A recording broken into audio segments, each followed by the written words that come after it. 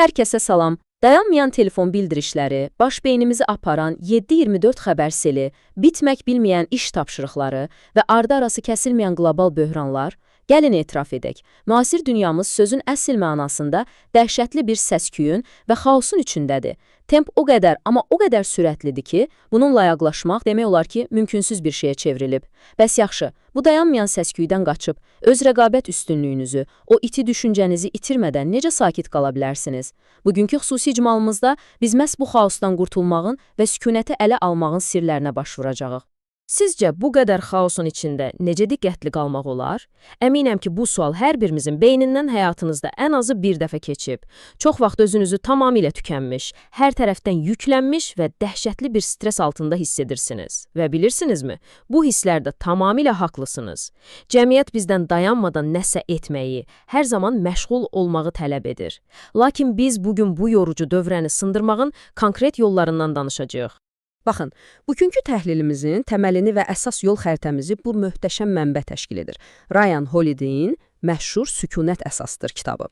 Holiday tarixi və fəlsəfi mənbələrə əsaslanaraq sübut edir ki, sükunət sadəcə hansısa yoga həsiri üzərində pasiv şəkildə oturmaq və ya dərindən nəfəs almaq deyil, qətiyyən. Əksinə, o ən yüksək performansa çatmaq və böhran anlarında aydın düşünmək üçün istifadə edəcəyiniz olduqca aktiv, iti və güclü bir alətdir. Bölüm 1. Sükunət əslində nədir və bu barədə miflərin dağıdılması? Bilirsiniz, sükunət anlayışı ilə bağlı beynimizdə çox böyük bir mif var. Çoxumuz inanırıq ki, sükunət passivlikdir. Yəni, bağdaş qurub oturmaq, cəmiyyətdən uzaqlaşmaq, ümumiyyətlə heç nə etməmək. Amma əsl sükunət tamamilə fərqli bir şeydir. O, dünya ətrafınızda sürətlə fırlandıqca belə sabit, fokuslanmış və anın içində qala bilməkdir.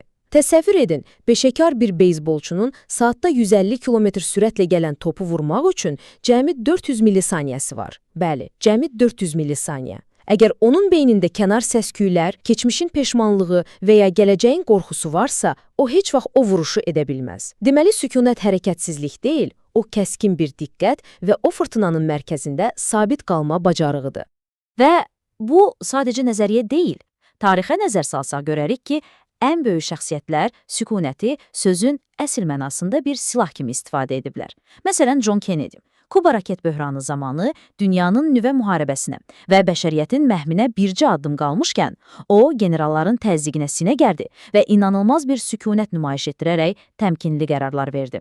Winston Churchill, İkinci Dünya müharibəsinin ən ağır, bombaların yağdığı günlərində məhz bu sükunətlə öz liderliyini və xalqının ümidini qoruyurdu. Və ya əfsanəvi Tiger Woods, golf meydançasında rəqiblərini əzmək üçün emosiyalarını necə mükəmməl idarə edirdi. Yəni, ən kritik qərarlar heç vaxt panikdə olanlarda verilmir. Onlar dərin daxili sükunət anlarında verilir.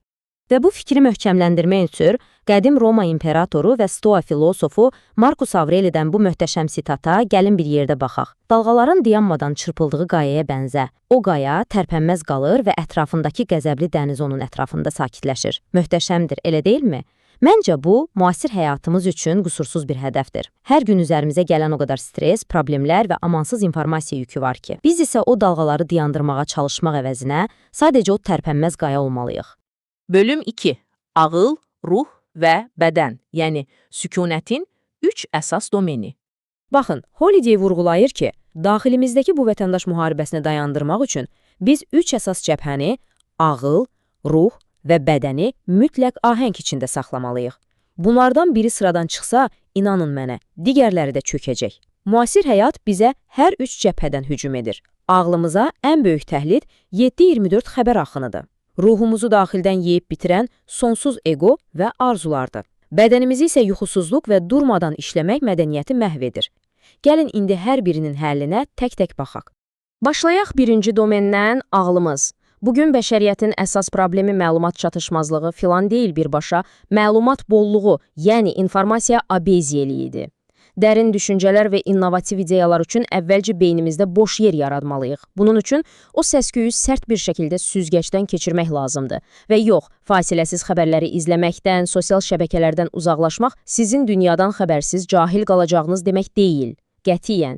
Bu sadəcə o deməkdir ki, kütləvi medianın sizin düşüncələrinizi diktə etməsinə icazə vermirsiniz və daxili təşvişinizi azaldırsınız. Filosof Epiktet bu məsələni hələ əsrlər öncə o qədər dəqiq ümumiləşdirib ki, diqqətinizi nəyə verirsinizsə ona çevrilirsiniz, informasiya pəhriziniz pisdirsə, zehniniz də xəstə, yorğun və qarışıq olacaq.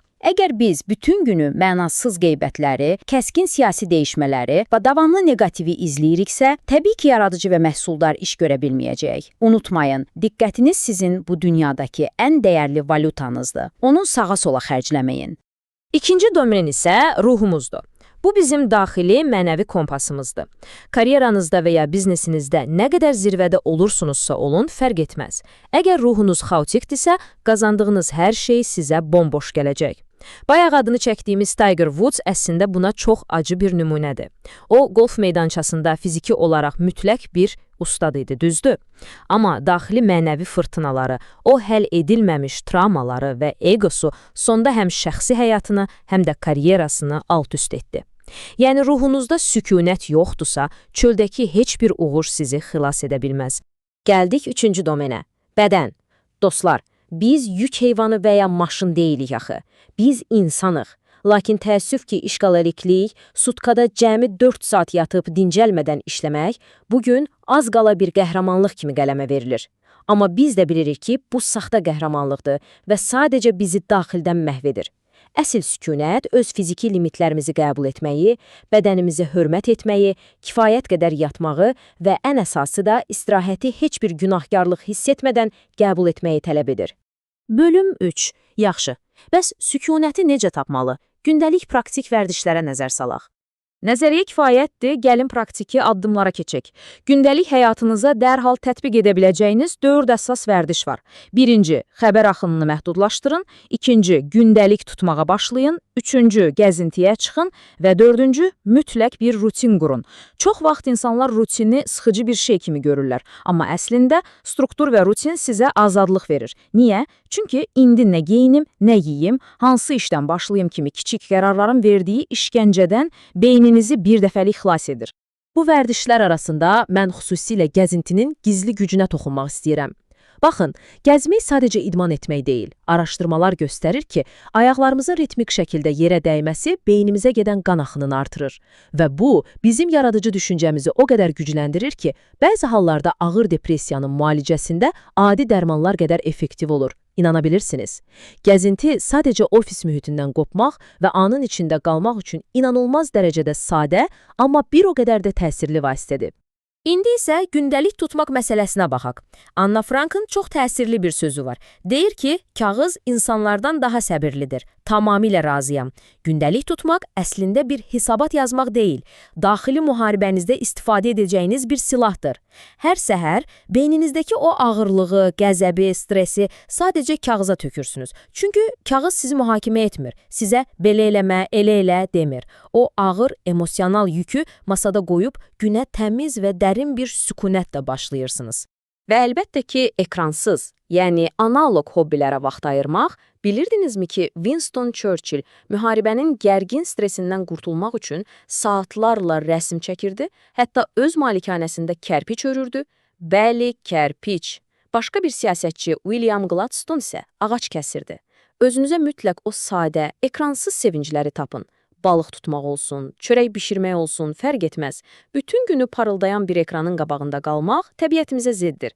Həyat axı ancaq işləmək üçün deyil, həm də yaşamaq üçündür. Bölüm 4. Bəs sizin seçiminiz nədir? Bugün sükunəti seçirikmi? Artıq yekuna yaxınlaşırıq. Baxın, sükunət dünyadan qaçıb gizlənmək üçün bir bəhanə deyil.